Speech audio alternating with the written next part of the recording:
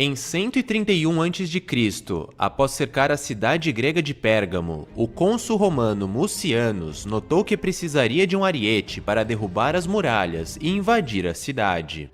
Alguns dias antes, ele havia visto 2 mastros de navio em Atenas e, portanto, ordenou que seus soldados fossem buscar imediatamente o maior deles.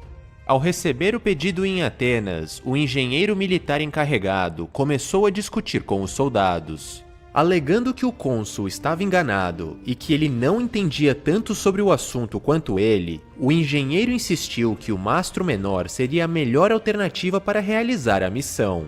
Depois de uma longa discussão, os soldados alertaram o engenheiro que ele não deveria discutir com um homem poderoso como Mucianus e que deveria simplesmente engolir os seus conhecimentos e apenas obedecê-lo.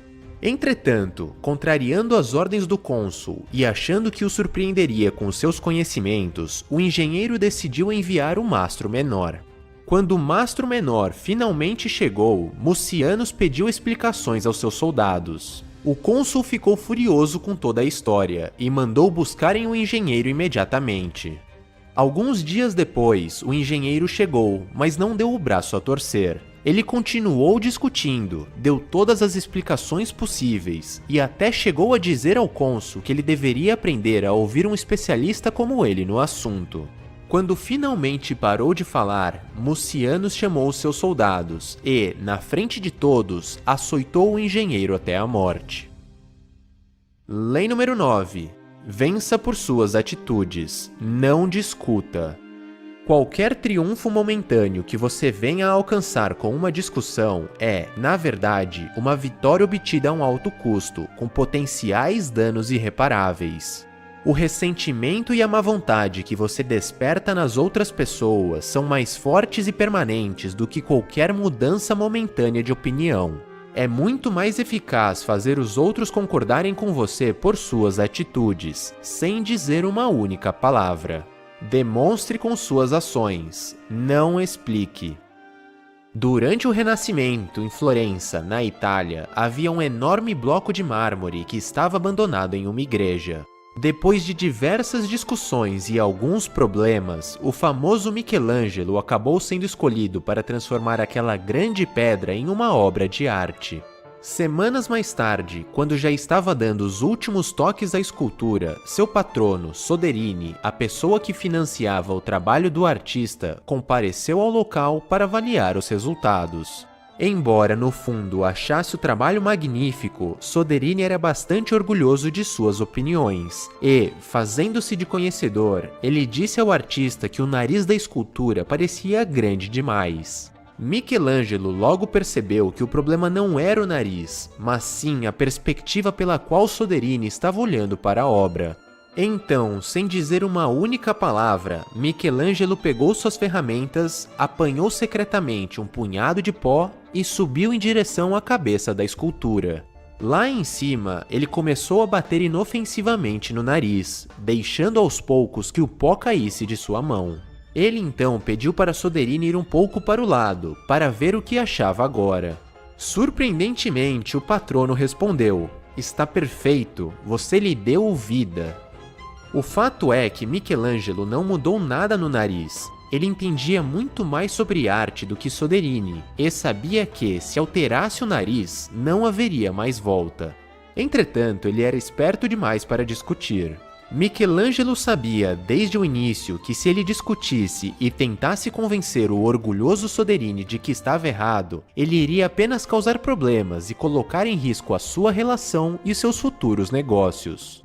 O famoso artista encontrou uma saída muito melhor e venceu a discussão de maneira sutil e indireta. Esse é o duplo poder de vencer com suas atitudes ao invés de discutir. Ninguém fica ofendido e você prova que está certo. Você precisa entender que discutir é, quase sempre, um enorme desperdício de tempo e energia. A grande maioria das pessoas é orgulhosa e gosta de acreditar que está certa.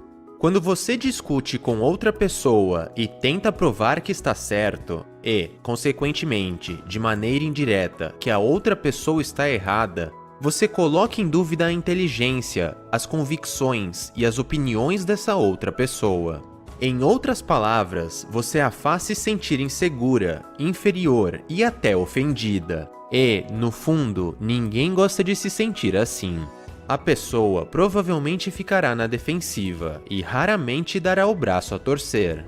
Ela pode até chegar a concordar com você, talvez apenas por educação, mas você nunca saberá o real efeito de suas palavras, em especial no longo prazo. No fim das contas, ao discutir e tentar provar que possui a razão, você provavelmente irá apenas gerar ressentimentos, desgastar a relação e pode até causar sérios problemas. No caso do engenheiro, após discutir tanto e tentar provar que estava certo, nem mesmo a eloquência de Sócrates teria salvo sua vida. Uma das maiores vantagens de demonstrar a sua ideia de maneira indireta é que os seus adversários não entram na defensiva e, consequentemente, fica muito mais fácil deles serem convencidos. Fazer eles sentirem na própria pele o que você quer dizer é muito mais eficaz e inteligente do que simplesmente discutir. Certa vez, enquanto denunciava os crimes de Stalin, seu sucessor, Nikita Khrushchev, foi interrompido no meio de seu discurso. Um sujeito que estava no meio do público gritou: "O senhor foi colega de Stalin e presenciou os crimes, então por que não o impediu na época?" Sem conseguir ver quem havia feito a provocação, Khrushchev simplesmente respondeu: "Quem disse isso?" Ninguém abriu a boca, ninguém levantou a mão, nem moveu um músculo. Depois de alguns segundos de tensão e silêncio, Khrushchev disse tranquilamente: "Agora você sabe o motivo." Sem precisar discutir ou tentar argumentar, Khrushchev fez o sujeito sentir na própria pele todo o medo que ele sentia. Quando o objetivo é conquistar o poder ou tentar conservá-lo, quase sempre a melhor alternativa é buscar a via indireta.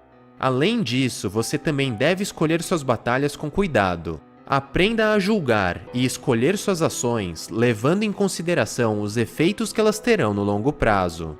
Se, lá na frente, não fizer a menor diferença você provar que está certo e a outra pessoa concordar com você, ou então, se o tempo e a experiência puderem fazer essa outra pessoa compreender por conta própria o que você gostaria que ela compreendesse, então talvez seja melhor você nem se preocupar em mostrar algo e tentar convencê-la.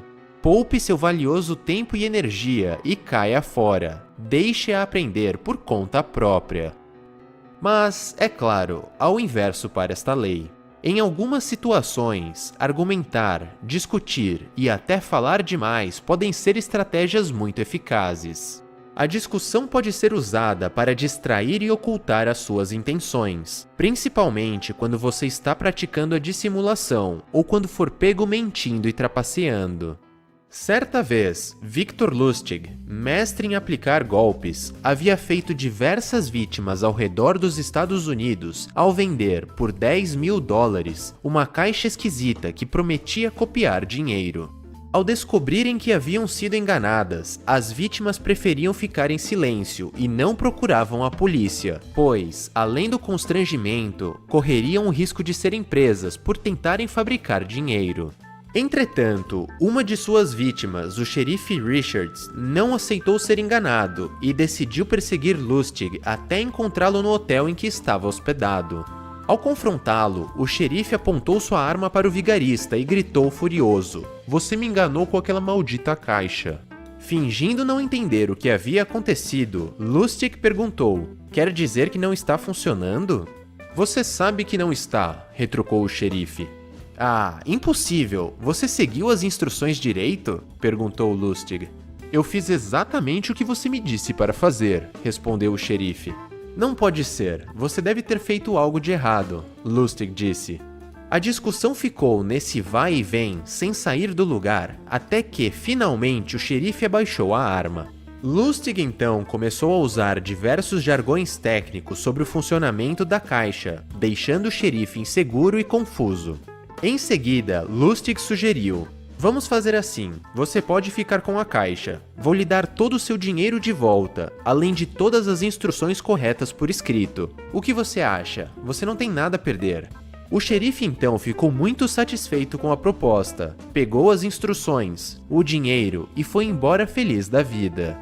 Alguns dias depois, enquanto lia o jornal, Lustig encontrou o que queria: uma notícia sobre a prisão do xerife Richards, condenado por passar notas falsas. Notas estas que Lustig havia dado para ele. No fim das contas, Victor Lustig ganhou a discussão, ficou com o dinheiro de verdade e nunca mais foi incomodado pelo xerife.